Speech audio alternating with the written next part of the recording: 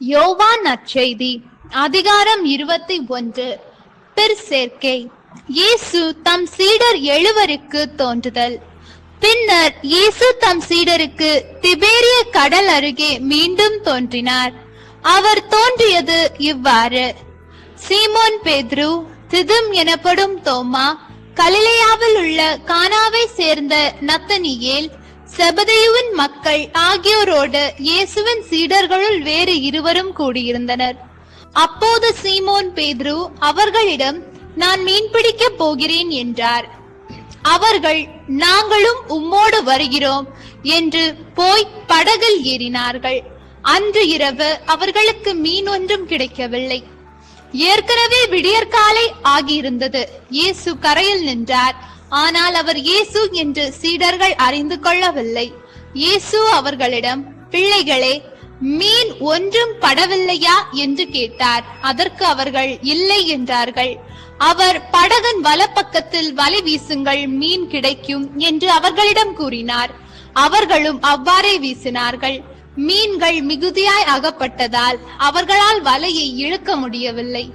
இயேசுவின் அன்பு சீடர் அதை கண்டு பேதுருவிடம், அங்கு நிற்பவர் ஆண்டவர்தாம் என்றார்.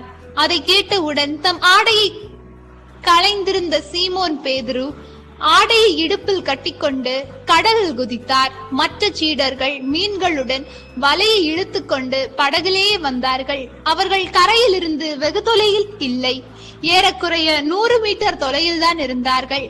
படகை விட்டு இறங்கியவுடன் கரையினால் தீமூட்டி இருப்பதையும் அதன் மீது மீன் வைத்திருப்பதையும் அவர்கள் கண்டார்கள். அங்கு அப்பமும் இருந்தது. இயேசு அவர்களிடம், நீங்கள் இப்போது பிடித்தவற்றில் சில மீன்களை கொண்டு வாருங்கள் என்றார். சீமோன் பேதுரு படகில் ஏறி வலையை கரைக்கு இழுத்தார். வலை நிறைய பெரிய மீன்கள் இருந்தன. அவற்றின் எண்ணிக்கை 153. இத்தனை மீன்கள் இருந்தும் வலை கிழியவில்லை. இயேசு அவர்களிடம், உணவருந்த வாருங்கள் என்றார். சீடர்களும் எவரும் நீர் யார் என்று இயேசுவிடம் கேட்க துணியவில்லை. ஏனெனில் அவர் ஆண்டவர்தாம் என்று அவர்கள் அறிந்து கொண்டார்கள். இயேசு அவர்கள் அருகில் வந்து அப்பத்தை எடுத்து அவர்களிடம் கொடுத்தார். மீனையும் அவ்வாறே கொடுத்தார். இவ்வாறு இயேசு இறந்து உயிருடன் எழுப்பப்பட்ட பின்பு தம் சீடருக்கு இப்போது 3ஆம் முறையாக தோன்றினார். இயேசுவும் பேதுருவும்.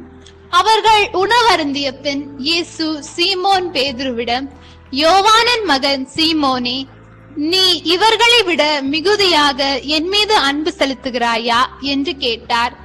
அவர் இயேசுவிடம், ஆம் ஆண்டவரே, எனக்கு உம்மிடம் அன்பு உண்டு என உமக்கு தெரியுமே என்றார்.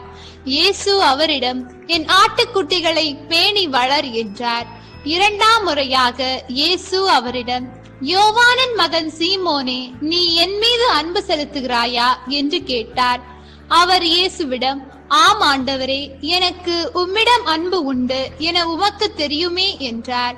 இயேசு அவரிடம், என் ஆடுகளை மேய் என்றார். 3ஆம் முறையாக இயேசு அவரிடம், யோவானின் மகன் சீமோனே, உனக்கு என்னிடம் அன்பு உண்டா என்று கேட்டார். உனக்கு என்னிடம் அன்பு உண்டா என்று இயேசு 3ஆம் முறை கேட்டதால் பேதுரு துயருற்று அவரிடம், ஆண்டவரே, உமக்கு எல்லாம் தெரியுமே, எனக்கு உம்மீது அன்பு உண்டு என்பது நீர் அறியாத ஒன்றா என்றார்.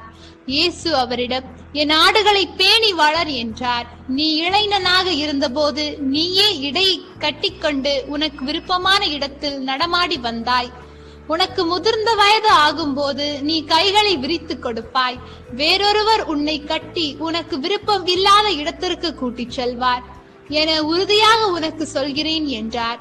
பேதுரு எவ்வாறு இறந்து கடவுளை மாட்சிப்படுத்த போகிறார் என்பதை குறிப்பிட்டே அவர் இவ்வாறு சொன்னார். இதை சொன்ன பின் பேதுருவிடம், என்னை பின்தொடர் என்றார். இயேசுவும் அன்பு சீடரும். பேதுரு திரும்பி பார்த்தபோது இயேசுவின் அன்பு சீடரும் பின்தொடர்கிறார் என்று கண்டார். இவரே இரவு உணவின் போது இயேசுவின் அருகில் அவர் மார்பு பக்கமாய் சாய்ந்து கொண்டு, ஆண்டவரே, உம்மை காட்டிக் கொடுப்பவன் எவன் என்று கேட்டவர். அவரை கண்ட பேதுரு இயேசுவிடம், ஆண்டவரே, இவருக்கு என்ன ஆகும் என்று கேட்டார். இயேசு அவரிடம், நான் வரும் வரை இவன் இருக்க வேண்டும் என நான் விரும்பினால் உனக்கு என்ன? நீ என்னை பின்தொடர்ந்து வா என்றார். ஆகையால் அந்த சீடர் இறக்க மாட்டார் என்னும் பேச்சு சகோதர சகோதரிகளிடையே பரவியது.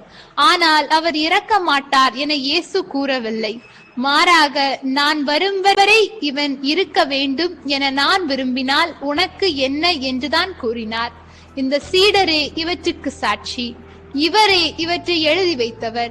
இவரது சான்று உண்மையானது என நமக்கு தெரியும்.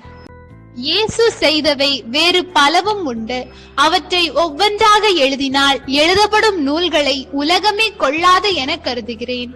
ஆண்டவரின் அருள்வாக்கு. இறைவா உமக்கு நன்றி. ஹோலி பைபிள் தமிழ் சேனலில் திங்கள் முதல் வெள்ளி வரை திருவிவிலியத்தின் ஒரு அதிகாரமானது பதிவேற்றம் செய்யப்படும். நம் அன்பு கடவுளின் ஆசியும் அருளும் இன்னும் பலருக்கு கிடைக்கப்பெற ஹோலி பைபிள் தமிழ் சேனலை சப்ஸ்கிரைப் செய்யவும். மேலும் உங்கள் உறவினர் மற்றும் நண்பர்களுடன் ஷேர் செய்யவும். நன்றி.